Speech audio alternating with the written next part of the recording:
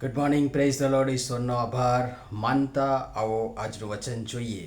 જ્ઞાન વડે ઘર બંધાય છે, બુદ્ધિ વડે તે સ્થિર થાય છે. નીતિવચનોનું પુસ્તક 24મો અધ્યાય 3જી કલમ. આજનો વિચાર: ખ્રિસ્તમાં અતિ પ્રિયવાલા મિત્રો, પ્રભુ ઈસુ ખ્રિસ્તના પ્રિય અને મધુર નામમાં આપ સર્વને સવારની પ્રેમભરી સલામ સાથે નવા દિવસની ભેટને માટે ઈશ્વરનો આભાર માનતા આવો તેમના વચનથી દિવસની શરૂઆત કરીએ, મનન કરીએ. પાછલા ઘણા દિવસથી આપણે લગ્ન, ઘર, કુટુંબ, પરિવાર સંદર્ભ જોઈ રહ્યા છીએ ને ઈશ્વર પિતાએ તેમની કૃપામાં આપણને ઘણું બધું આપ્યું છે, બતાવ્યું છે અને આપણે જોવાના માટે પ્રયાસ ટૂંકમાં કર્યો છે.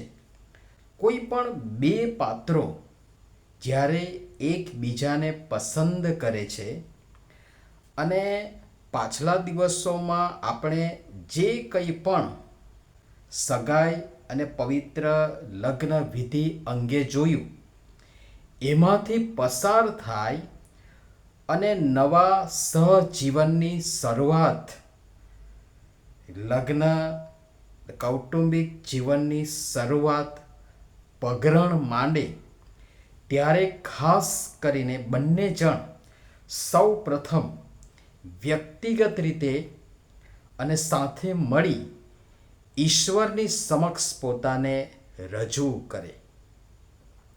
સાથે પ્રભુ ઈસુ ખ્રિસ્તને જેમ યોહાનની લખેલી સુવાર્તા 2 અધ્યાય અને 1-11 કલમ બહુ પ્રચલિત છે અને લગ્ન પ્રસંગમાં અવશ્ય અચૂક એ વંચાય છે અને ઘણી બધી વખત તમે એ વાંચ્યું હશે અને એના પર સાંભળ્યું હશે. એ યોહાન 2:1-11 કાના ગામના લગ્ન પ્રસંગે જેમ એ પરિવારે પ્રભુ ઈસુ ખ્રિસ્તને આમંત્રણ આપ્યું અને આમંત્રણ મળતા તેઓ એટલે કે પ્રભુ ઈસુ ખ્રિસ્ત તેમની માતા સાથે લગ્ન પ્રસંગે ઉપસ્થિત રહ્યા, હાજર રહ્યા અને હાજર રહી લગ્ન પ્રસંગને દીપાવ્યો. તેમ બંને પાત્રો જેઓ હવે પછી લગ્ન જીવનમાં આગળ વધવાના છે, લગ્ન દ્વારા, પવિત્ર લગ્ન વિધિ દ્વારા એક નવું ઘર, કુટુંબ, પરિવારની સ્થાપના ઈશ્વરની સહાયથી કરવાના છે. એ બંને પાત્રો પ્રસંગની શરૂઆતમાં પ્રભુ ઈસુ ખ્રિસ્તને તમારા સહજીવનમાં, ઘર, કુટુંબ, પરિવારમાં સાથે રહેવા આમંત્રણ આપો. તેમનું માર્ગદર્શન માંગો. જો એ પ્રસંગમાં લગ્ન જીવન અથવા ઘર, કુટુંબ, પરિવારની સફળતાની પણ છાવી આપવામાં આવી છે. હું આજે નથી કહેતો, પણ તમને વિચારવાના માટે સમય આપું છું.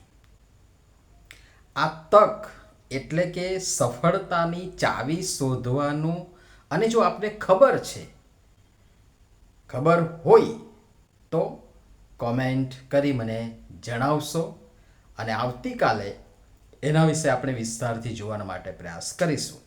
પણ આજે બસ આટલું જ કે મારા, તમારા, આપણા નવા સ્થપાતા અથવા તો સ્થપાઈ ગયેલ અથવા તો ભવિષ્યમાં સ્થપાવાના છે એવા ઘર, કુટુંબ, પરિવારમાં પ્રભુને આમંત્રણ આપીએ.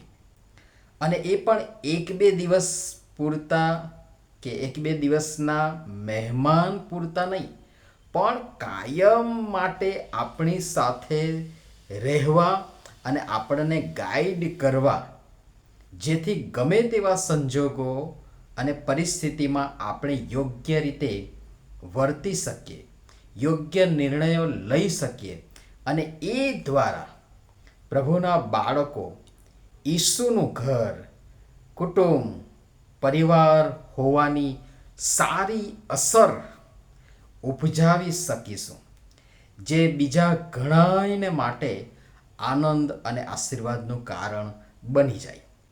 મારા તમારા આપણા લગ્ન જીવન ઘર કુટુંબ પરિવારની અસર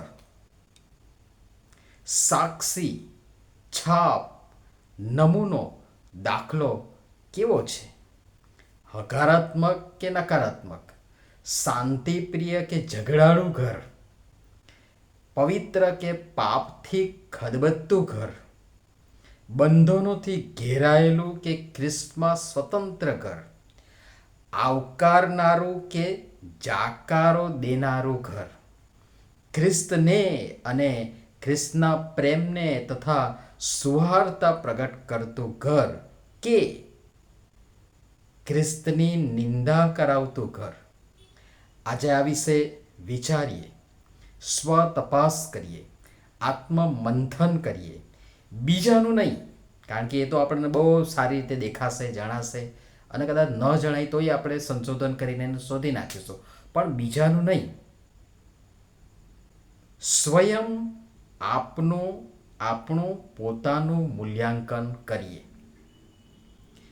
ને પ્રભુ આપણ સર્વને એ બાબતો સમજવાના માટે સહાય તથા મદદ કરો. નમીએ પ્રાર્થનામાં જોડાઈએ. પ્રેમાળ પિતા, અમને તમારા બાળકો તરીકે આશીર્વાદ આપો, જેથી અમે તમારા દૈવી પ્રેમમાં સાથે રહી અમારા સર્વ દિવસો પર્યંત વિશ્વાસુપણે એકબીજાની સાથે રહીએ. તમારી શાંતિ પ્રત્યેકના જીવન અને ઘરમાં આવવા દો. અમારું ઘર આવકાર અને સરભરા, આદર અને સત્કારનું તથા ખ્રિસ્તને, ખ્રિસ્તના પ્રેમને અને સુવાર્તાને પ્રગટ કરનારું અને કરવાનું સ્થળ બને, અને એ દ્વારા તમારો મહિમા થાય એવું કૃપા કરીને તમે થવા દો. અમારો ઉપયોગ કરો અને તમે મહિમાવાન થાઓ. પ્રભુ ઈસુના નામમાં આમેન. ધન્યવાદ.